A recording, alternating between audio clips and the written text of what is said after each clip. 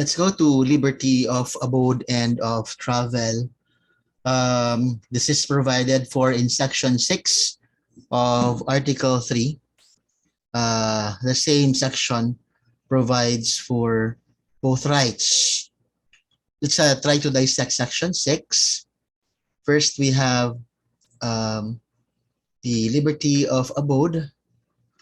The liberty of abode maybe is guaranteed, but it is subject to the limits of law and the lawful order of the court. Similarly, you have the right to travel, which is also guaranteed as something that that cannot be impaired except upon law and on matters relating to national security, public safety, public health. So in the case of Yap versus CA, Supreme Court said that these rights, the right to change abode and to travel within the Philippines, are not absolute rights, meaning that they are subject to law and judicial discretion. If you try to dissect, you have section 6 providing both rights and their specific curtailments. So you have the right to choose and change one's abode, which is guaranteed by the Constitution but curtailed by the lawful order of the court and law. The right to travel, on the other hand, within the country and abroad may also be curtailed by the court and, of course, by some offices that are administrative in character for the purpose of securing public health, safety, and, of course, national security, but within also the bounds of the law. First, let's go to abode, the right to choose and change one's place of abode.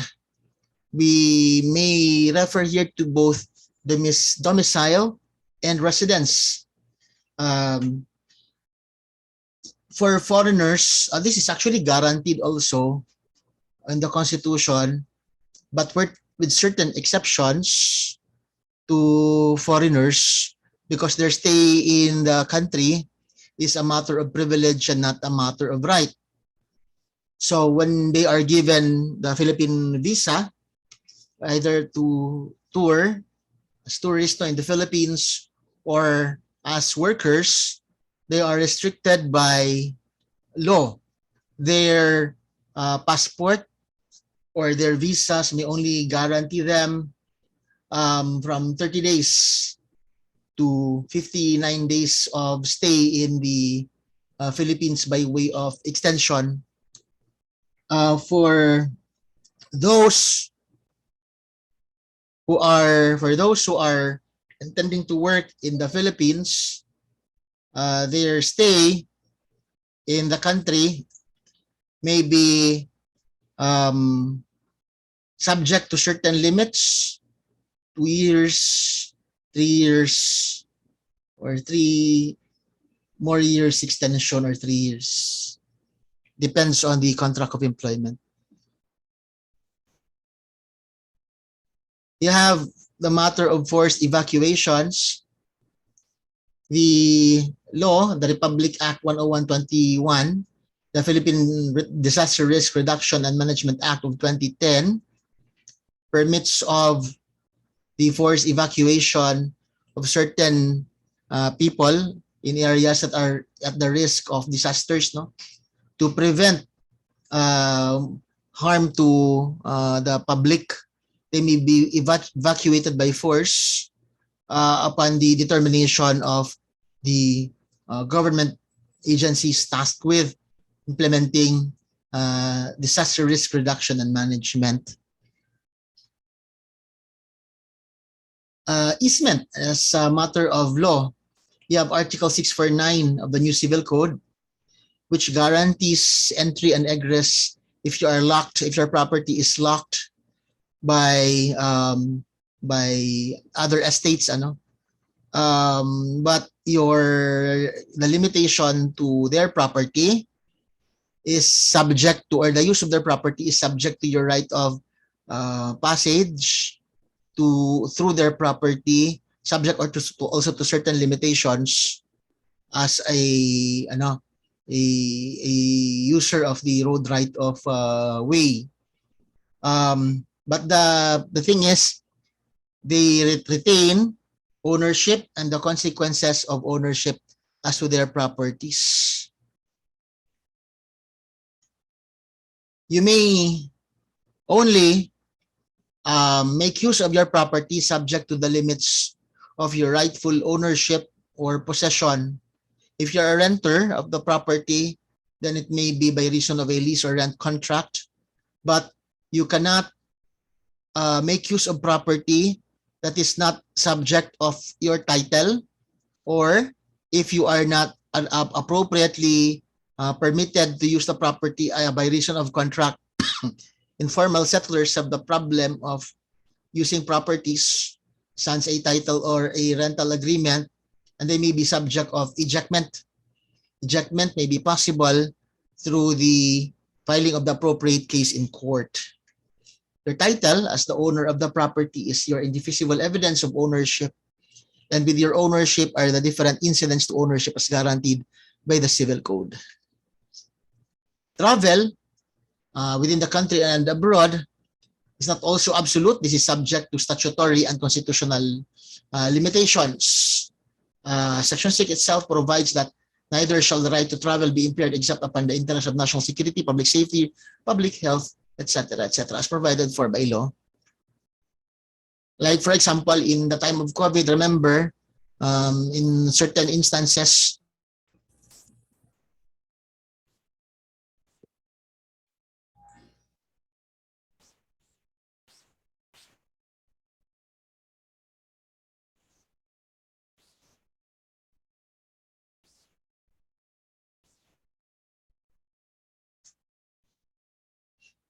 okay, to continue, in certain cases in the last couple of years, we have experienced certain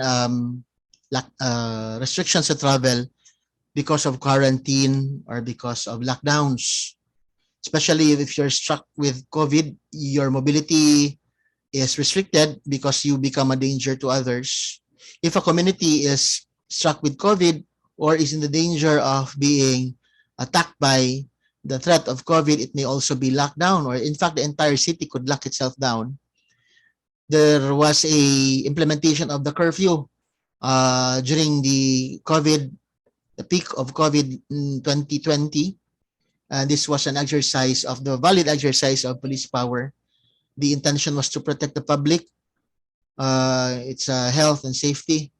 So the state may regulate entry to the country, in fact, for certain countries, and in fact, the entire, as an absolute rule also. Outbound travel may also be restricted to protect our kababayans from nations or countries that are in threat of COVID. Okay.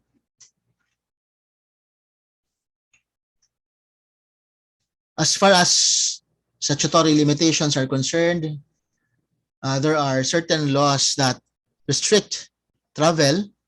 You have, for example, the Anti-Terrorism Act, which restricts the right of travel of an individual charged with a crime of terrorism.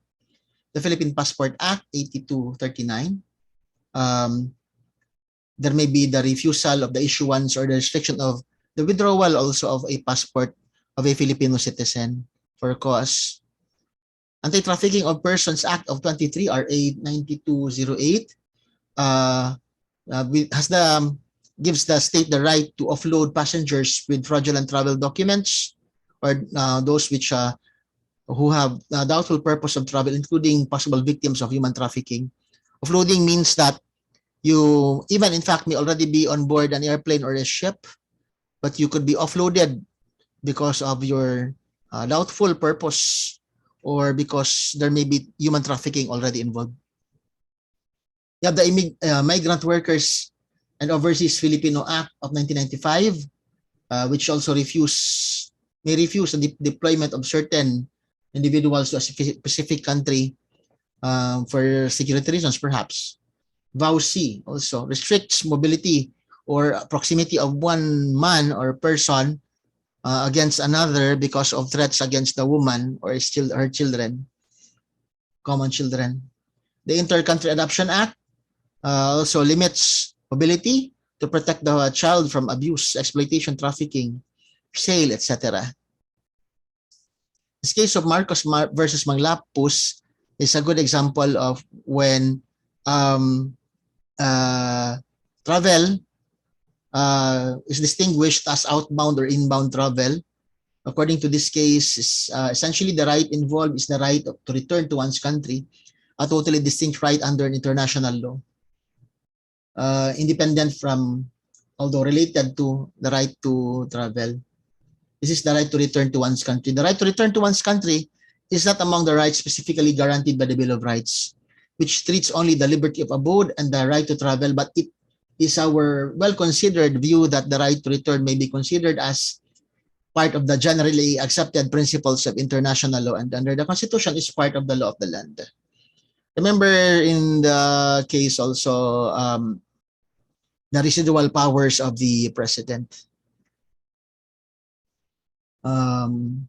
Silverio versus CA, on the restriction of people who are facing criminal cases, especially those who are out on bail specifically.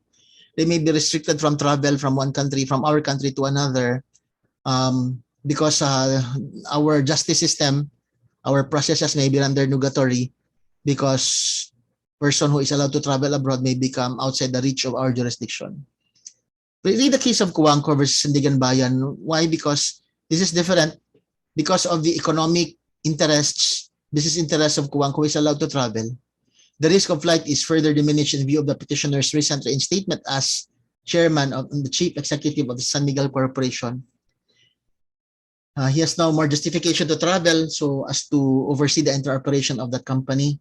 These considerations affecting the petitioner's duty to a publicly held company militate against imposing further restrictions on the petitioner's right to travel abroad. The distinction is here, the petitioner is somebody who is a business tycoon.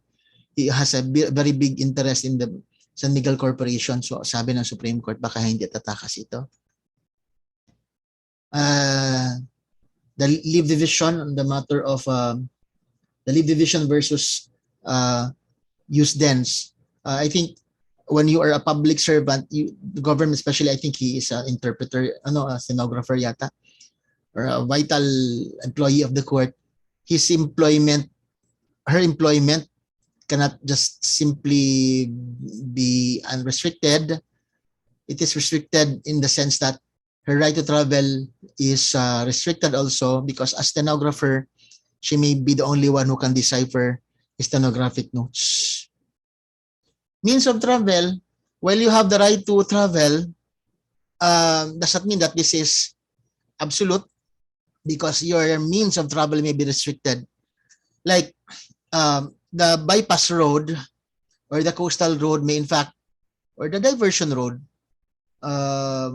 express highways may restrict the passage of, for example, certain vehicles like motorcycles of a low speed and quality because this may endanger the motorists because big trucks and vehicles are plying the road, could endanger the entire motorists who are using the express highway. Bicycles may be restricted, scooters also. It's not that your restriction, you are prohibited, but you could use another means of transportation or another highway or road. But in certain instances, some roads may restrict certain vehicles for security and safety reasons. That's why also in the same note, when you apply for a driver's license, you have the right to travel, but you can travel without obtaining a license. You can use public transportation, or if you are not allowed to drive two-wheeled vehicle, you're only allowed to drive four-wheeled vehicles and vice versa. And also the type of vehicle that you are supposed to drive. No? And there's the category non-professional and professional. There's no restriction to travel. There is only classification. but travel is not restricted. Certain regulations on traffic, seatbelts, shields, riding on the back of pickup trucks, anti-distracted driving, seatbelts may be implemented. There is no restriction to travel, only that there are prohibitions on the use of your vehicles and the means of your travel and the means of carrying passengers. But per se, you can travel, but you can use other means. If you don't want to wear a seatbelt, then ride a motorcycle. These are all guarantees of public safety. So there is no reason to, for me, there is no reason to protest or object against it, because in the end, these are for our own safety and security. So I hope you learned something. Sorry we got cut because of the intermittent connection. Thank you.